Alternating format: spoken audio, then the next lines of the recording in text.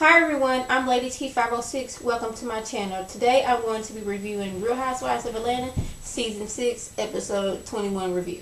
Okay, so I'm not going to go into each and everything, so I'm just going to point in on a few cute things. Like Kandi, her and Todd is like, we at the end of this play, it's almost over, we fit to start performing. So next up is planning the wedding, which means we're going to have to get these prenups together. And Todd, he's like, okay, exactly how does this work out? She's like, well, everybody I know that didn't had a prenup, they just like, hey, here's a prenup, and the person signs it. Phaedra gave one to Apollo. Cynthia and Peter, they had a prenup, so he's like, so I just gotta sign it. Like, I guess he's trying to stall for whatever reason, but he's like, yeah, you know, look it over, you and your lawyer, sign it, give it back to my lawyer, and bam, boom, bam. But he stopped. Candace's like, okay, there's money involved. I was successful before I met this man. She's saying this in her confessional, but she's like, okay, if the chance that we don't make it, everything I had before we got married is mine. Bedroom, Kandi, her record label, all the money she done made off her music, everything is hers. Now, that little play they went in together, if he won't half of that money, then that's fine. But everything had, before they said I do, she's keeping.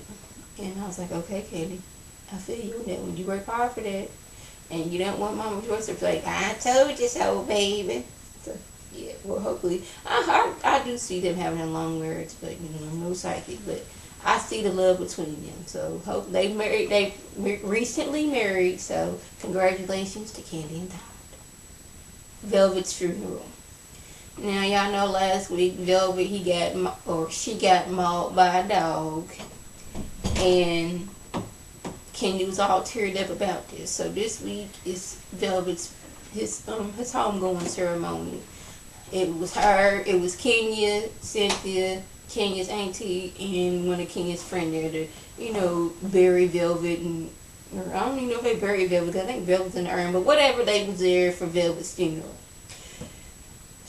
Not Portia, but Cynthia, she did the prayer for Velvet, saying how he was a good dog and all that stuff and he'll be missed. The auntie, she went up there saying how Velvet's up there with the rest. She did the eulogy, the auntie did. How Velvet is up there with the rest of his dog family and helping out others wherever he is. But I was like, how's he helping out others? But okay, I must get past that. Kenya starts breaking down, crying, and like, I was like I told y'all last week, my dog died. I cried for like a good 3 hours. And Kenya, she's just heartbroken, falling apart, crying, and like, this is the most vulnerable we've ever seen Kenya on the Real Housewives of Atlanta. Usually, she's tough, throwing shade and all that stuff to other people. But now that her Velvet is gone, she's upset. Now, I know there's been rumors that Velvet didn't really die and that Kenya did that for either sympathy, or ratings. They apparently they finished taping in November, and there was pictures of Velvet as popping up around, I don't know when, but like after, you know, Velvet should have died. Now, my mama said this, and I didn't think of that. She's like, maybe Kenya's crying because she ain't gonna be around Velvet no more since she done played this whole Velvet done died thing. But I don't want to think she is that low down that she would fake her dog's death so people can like her and she can get better ratings. I just hope she didn't do that. But when you lie about certain stuff, it's like people start looking like you do anything to keep your name out there. So hopefully she did. Sure, Kenya didn't do this. So if, you know, Velvet did go on to great beyond, and I'm sorry for you, Kenya. You have my sympathy.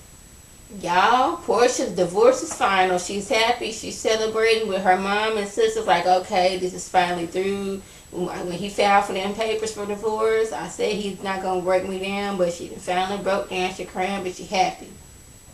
She was tired of this long, drawn-out divorce and, like, just said, forget it. I don't want none of his money. I'm leaving. Whatever I came in with, that's what I'm leaving with, which was basically nothing. But she's happy and at peace. And it's like, your peace of mind is the most thing. You, all the money and all that stuff, but as long as you got your peace of mind and you're no longer in that stress, you are so much happier. So Yes, they're congratulating their children, her mom and her sisters have her. They drinking champagne and just happy. So, you know, apparently she's supposed to be dating some African tycoon right now. So good for you, Portia, for getting on with your life. Cynthia's trying to romance Peter, y'all. Yes, she done got Mallory. Her and Mallory got together like, okay, I'm gonna help you set things up so you can romance Peter and show you still got him, you still love him, and he's still a good man. So she's thinking all she wants to do. She done got strawberries, and she's trying to think sexy ways to talk to Peter. But it was just weird. First it's like, hey, daddy. Hey, poppy. Hey, poppy. And her sister, Madison's like, nah, boo, just be yourself. She's like, I'm gonna sit in the chair, basic instinct style with a cigar in my hand, and when he comes in, I'm just gonna blow it and just look at him like, hey, how you doing? But that kind of backfired because when Peter came in and he saw her, he couldn't help but laugh. Like seeing her do that, no, that's out of Cynthia's character, and he couldn't help but smile. He's like, what are you doing? She's like, hey, Peter, why don't you come over here and sit down? Would you like some strawberries? And she's over here trying to be sexy. He's like, you trying to be sexy, but you got your Spanx on, girl. She's like, all right, I'm just not doing. Okay, we just gonna go upstairs. It's like you mentioning my Spanx and me trying to be sexy all month. It ain't just working. Let's just go on upstairs and just do this. But Peter, he seemed happy about it. But he's like, he couldn't help but laugh because this is totally out of her character, and she looked uncomfortable doing it. And I kind of felt uncomfortable for her. Bless her heart. But she tried. I mean, if you trying to get things sparked back up with your man, I guess sometimes you gotta do what you gotta do. That's what Cynthia had to do. Candy's play. It's fine. It's 9 hours to go. Everybody's rehearsing. Portia, she's in the background looking like, okay, what's going on? The little director woman, she's like, Portia, come on. Kandi get her makeup done, talking about since she be getting the bubble guts right before performances, so you're gonna have to forgive her. Portia's sister's getting her head. Portia talking about something. Yes, I'm Beyonce and Dreamgirls. I'm like, really, Portia?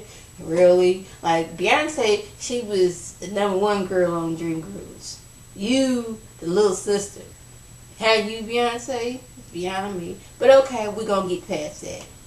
Mama Joy, she's sitting there looking like, people think I really act like it.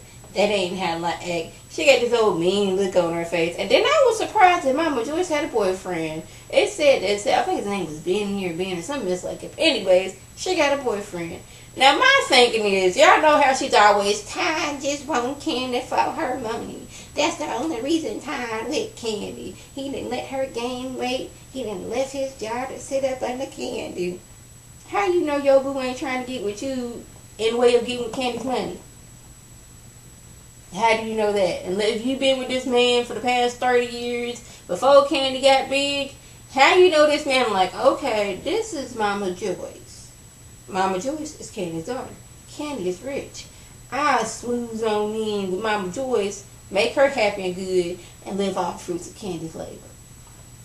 How you know your man ain't with you for the same reason you think Tyler's with Kandi? You think about that. But yes, Mama Joyce, she's sitting there looking all uncomfortable, and man, like, that's not how I act. People think I'm acting like that. She just got this mean look on her face like, yeah, people think I'm acting like that. But Mama Joyce, that was you all the way through. But Kandi did let her know at the end, this ain't exactly based on real life. Some of the stuff, it is, but not all the way through. But from what I've seen, yeah, that was you, Mama Joyce. I forgot to mention Nene. She's been flying from Los Angeles, New York, and she's back in LA. She's back in Atlanta, and she's not feeling good. She's like, I got this pain going from like below my breast to my back. Greg thinks it's gas, like you just need to get one out of that doggone air settling there, something comfortable. That happens to me all the time. But he says, she's like, nah, I'm just gonna go lay down. Well, come to find out, Nene's lung collapsed. She wanted to be able to make it to Kandi's play, but she was in the hospital. Her lungs collapsed from all that flying. So much flying and did it to her. And I was wondering, how do pilots and stewardess, how they, manage, flying so much? I mean, do they have to fly a little, then take a few weeks off? Is that how it works? I don't know, but yeah, Nene's lung collapsed, so she's like, she wasn't able to do nothing but stay in the hospital. So, yeah. That was suggested my review. If I left anything out, by all means, leave a comment or a video response. And like always, I want to thank my subscribers and the people who watch my videos. I want you to like this video, comment, and subscribe, and share this video with your friends on Facebook, Twitter, and here on YouTube. This is Lady T signing off. Have a good one.